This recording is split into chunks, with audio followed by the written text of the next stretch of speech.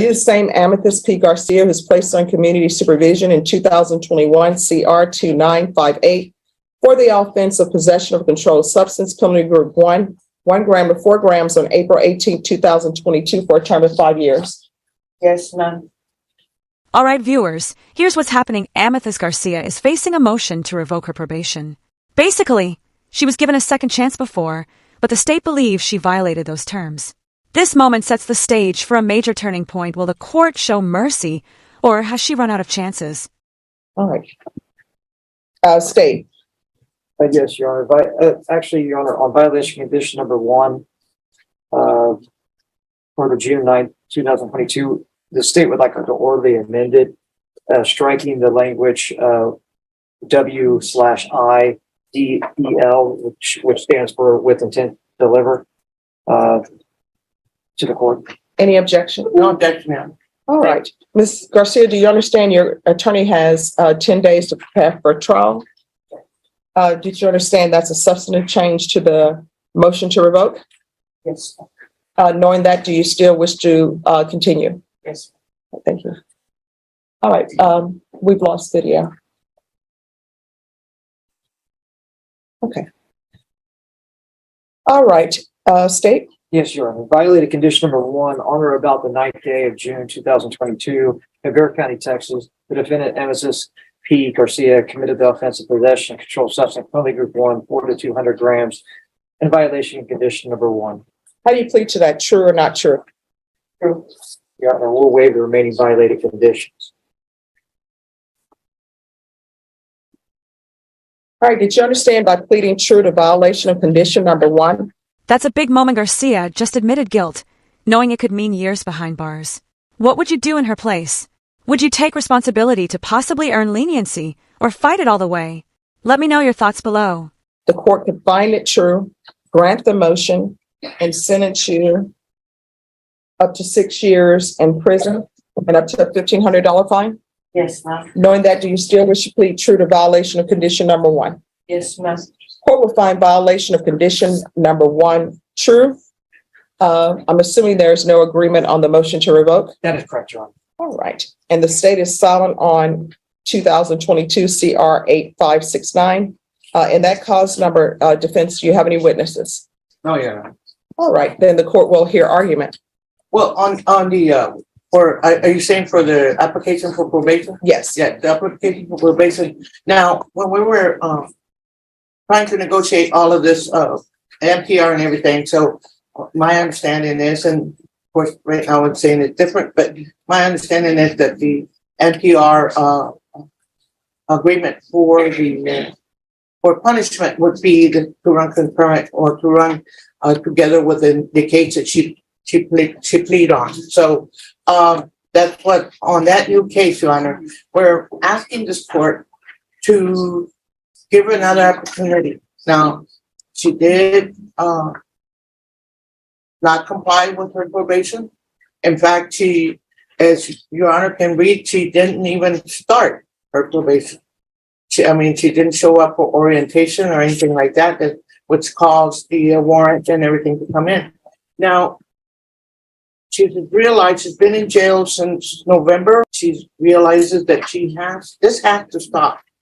And she picked up a new case. It doesn't get any better, Judge. It gets worse as you go along. However, I'm asking this court to give her another opportunity. And why should you give her another opportunity on probation is because I think that she realizes that this has to stop.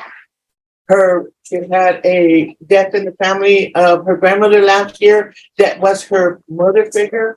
She lost a brother who also contributed to her mental state, which made her do bad judgment. So we're asking the court to give her the opportunity to go on probation, do things right, go back, because she's got 5 daughters to go home to, which are in the hands of their family. She has a father that is there, that is willing to support her, and she also has a job that's waiting for her when she gets out. So we're asking the court to give her the opportunity. It's a second opportunity I know that the facts in her case don't warrant it, but we're asking the court to do so. Because I had long conversations with Ms. Garcia, and I can tell the difference in attitude as to what she has to do in order to continue on with her life. Now, the TAP evaluations are recommending SAP, and SAP right now is, I know it's a long waiting list, and it'll be maybe a year, a few months before she goes to SAP. But we're asking the court to follow the other alternative, which is the outpatient treatment, and put as many requirements on her for her probation to do the outpatient treatment. That way she can go to work, she can go take care of her children, and she can prove to this court that she, and I'm not saying she learned her lesson, I'm just saying she had learned that she has to stop. That's the only words I can come up with. She has to stop. She has to grow up and be there, a parent for her children. And I'm asking the court for probation. All right. So anything you wish to say, Ms. Garcia? That I should have used it, isn't it? All right, do you want to raise your right hand? Do you solemnly swear affirm the testimony you give will be the truth and nothing but the truth, so help you God? Yes. You can lower your hand. You're gonna have to make sure you keep your voice up. State your name for the record. Amethyst Garcia, All right, what would you like to say? that I apologize that I was in the wrong, that I used an excuse when it's not an excuse, and I've acknowledged that now. I'm not saying that, oh, now that's the time. No, I know that I have to do what I need to, and I do have 5 daughters, 9, 8, 7, 6, and 5. And I need to be there for them. I do have a job lined up. I do have support from family, and it's time to go on with my life and to carry on and do what I need to do as a woman, as a mother, and do what I need to do.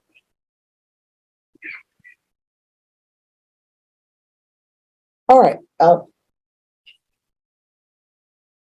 Ms. Garcia, I'm looking at your criminal history.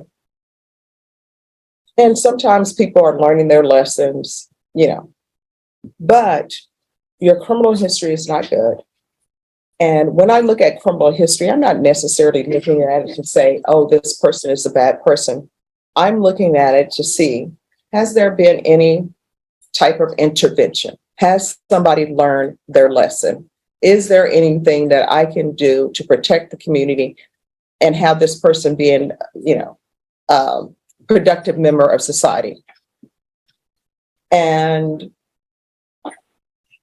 I'm looking at your history, and there have been plenty of interventions for you, and you have not taken advantage of any of those interventions.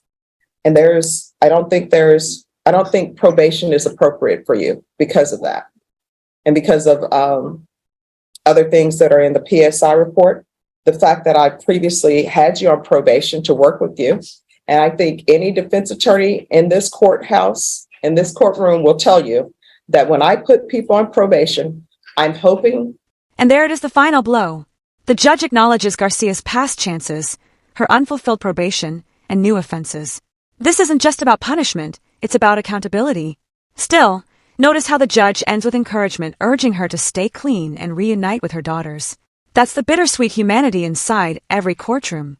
That they will be successful, and I give them conditions to have tools to be successful. And I always ask people when I place them on probation, I always ask them, is there anything else they need from the court to be successful? And what you've done since you've been on probation is not report. You just picked up new charges, and I can't have that. All right, the court is going to sentence you to a $1,500 fine, time and money. I'm sorry, cause number 2022 CR 8569. The court will sentence you to a $1,500 fine, time and money, and run concurrent. This will run concurrent with 2021 CR 2958.